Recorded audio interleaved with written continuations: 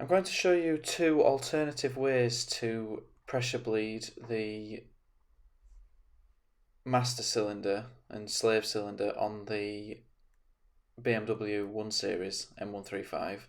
Now I'm blanking off the feed to the master cylinder because to do the reverse pressure bleed from the bottom, I'm having to do it through the brake caliper because I've only got a pressure bleeder that will attach to the reservoir.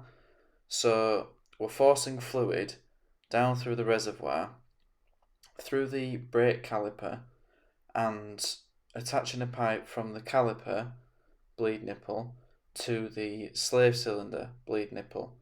Now, I wasn't happy with this way because what it does is force air into the system before the fluid gets to it. Now, you can get pressure bleeders that connect directly to the slave cylinder, so would obviously eradicate this particular issue, but it does work doing it this way. It's just not ideal.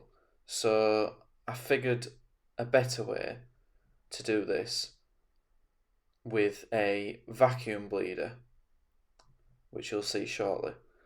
So I did manage to get a pedal doing it this way once the pipe had fully filled up with fluid and pushed through the slave cylinder and back up to the reservoir via the feed pipe to the master cylinder.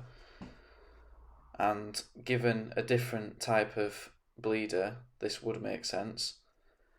However, what I then did was detach the pipe from the brake caliper, place it in a bottle of brake fluid, and then with the master cylinder feed pipe removed, I fitted a vacuum bleeder into the pipe, and this allowed the brake fluid with no air bubbles whatsoever to be sucked all the way from the slave cylinder up to the reservoir.